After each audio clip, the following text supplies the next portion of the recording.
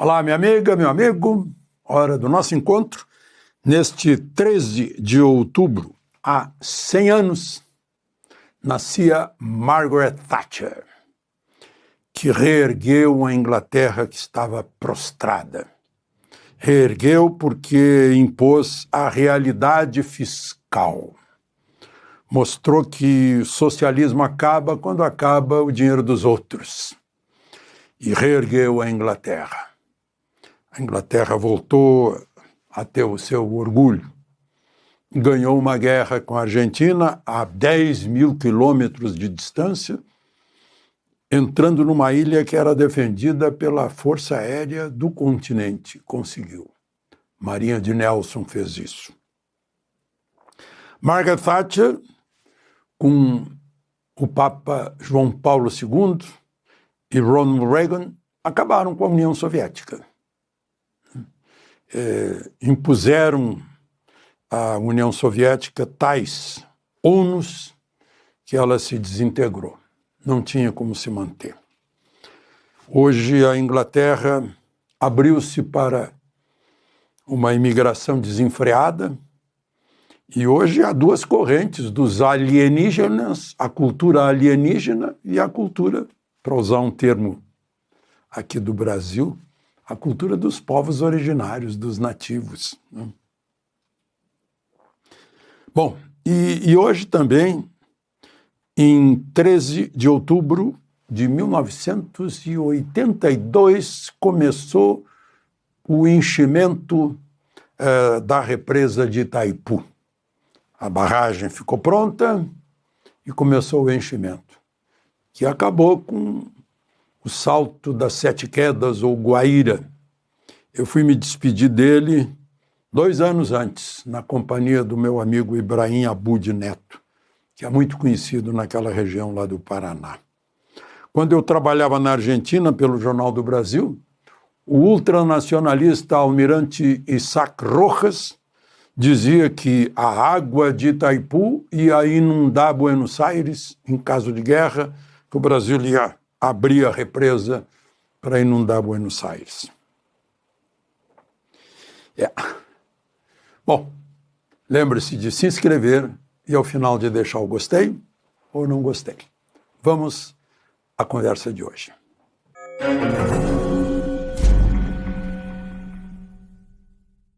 Bom, o presidente Lula esteve com o Papa pela manhã, uma audiência privada, mas não foi só ele e Janja. Eu vi a foto do Vaticano, tem lá umas 12 pessoas acompanhando, inclusive o ministro de Relações Exteriores.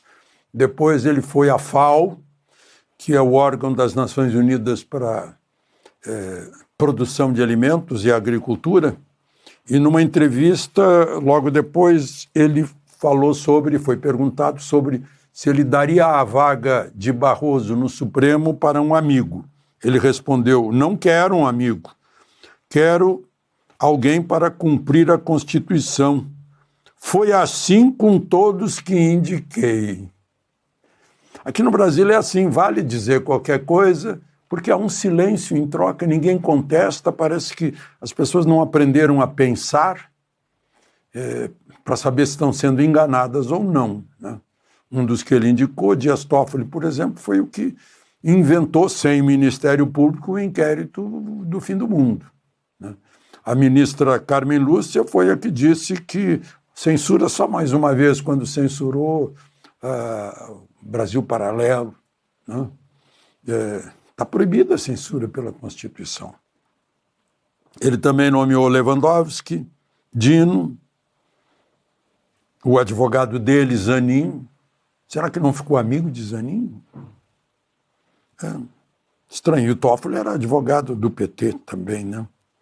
Bom, mas mesmo tendo ido com o Papa, Lula ficou apagado diante do que Trump fez hoje. Trump foi o astro mundial deste dia. Lá no Knesset, que é o parlamento israelense, ele brilhou, falou por 1 hora, não foi sequer um discurso, foi uma conversa com os representantes de Israel. Ele, inclusive, se levantou para aplaudir um combatente que havia perdido as pernas e as mãos, né? Ele enfatizou que Gaza será desmilitarizada, ou seja, não vai haver soldados nem de Israel, nem de lugar nenhum em Gaza, e que o Hamas vai ser desarmado. Bom, é nisso que eu sou cético, porque o Hamas hoje circulava por ruas de Gaza, ruas e estradas de Gaza. O exército israelense, as forças de defesa de Israel, o IDF, né, fez um recuo, mas um recuo que era relativo, né, porque recuou, digamos, uns 40%. A situação em Gaza está desse jeito. Eu não acredito muito que vão conseguir desarmar, que o Hamas vai entregar as armas. Certamente vai esconder as armas, né? Acho difícil isso. Bom, mas o Hamas, enfim, entregou 20 reféns vivos, e eu não sei bem se conseguiu entregar os 28 mortos, entregou muitos que vão ter que ser identificados para ver se são realmente aquilo que se diz. Os 20 foram direto para o hospital, depois foram para as famílias, né? Foi uma festa muito grande. Todos eles estavam depauperados completamente, né? Alguns nem enxergavam.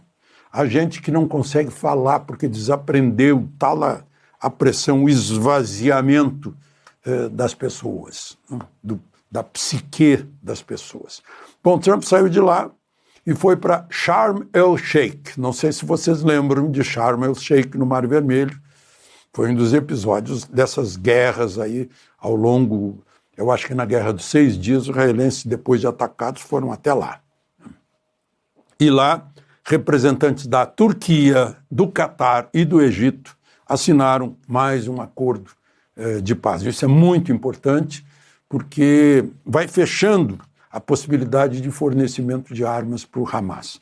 Eu já disse para vocês, enquanto existir Hamas, né, que são os xiitas, não tem jeito, os xiitas, a sede dos xiitas religiosa é Jerusalém, ao passo que a dos sunitas é na Arábia Saudita, né, Meca, né? Mas, enfim, estavam falando, vem aí o presidente da Indonésia, que é o maior país muçulmano sunita do planeta, para confirmar tudo isso. Não sei se ele vai vir amanhã ou não. Mas, enfim, Trump fez brincadeira, fez ironia com o próprio Netanyahu, né? E amanhã ele já estará na Casa Branca recebendo Milley para um almoço. É um almoço de trabalho. O Milley já está indo para lá. Bom,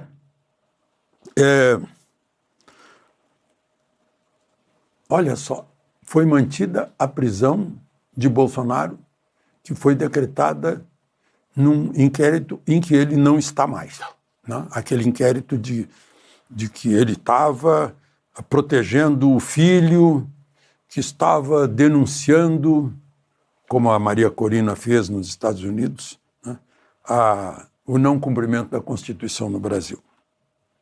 Alegando fundado receio de fuga e para garantia da ordem pública e por causa do reiterado descumprimento das cautelares, foi mantida a preventiva decretada no inquérito em que ele não está, Bolsonaro. O inquérito era para apurar se ele ajudava o filho Eduardo em algo chamado, que também é suposto, né, que convenceu o governo dos Estados Unidos para aplicar a Magnitsky em Moraes. E é o Moraes é que decreta. Nunca se viu isso na história do direito. O próprio interessado, o próprio envolvido, a própria vítima, é o juiz, está desde sempre isso, já há muito tempo, né? E tudo aprovado pelo silêncio da mídia, o silêncio da opinião pública, né? Quem cala consente. Não? Bom, É de pasmar. Bom, e a Procuradoria-Geral da República apontou um erro de Moraes, mas não é com o Bolsonaro, é um outro réu, do 8 de janeiro. Moraes decretou a prisão preventiva porque o réu rompeu a tornozeleira e está foragido. Só que ele não rompeu a tornozeleira, nem estava foragido, estava em casa. O réu estava se apresentando mensalmente ou semanalmente na justiça, lá em Uberlândia. Ele se apresentava no 3º andar do tribunal.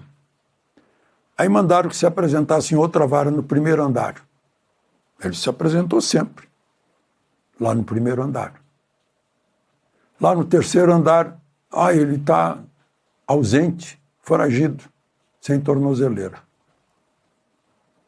Olha, Franz Kafka tem matéria-prima mais do que suficiente para escrever um outro processo. Moraes, na ordem de prendê-lo, disse que foi um comportamento desafiador de desrespeito a esta Suprema Corte com rompimento da tornozeleira e fuga de casa. Kafkiano. Não rompeu nem saiu de casa. Quem descobriu isso foi a Procuradoria-Geral da República, que avisou Moraes que ele está preso. O nome dele é Divânio Natal. Ficou atrás das grades por 6 meses por causa disso.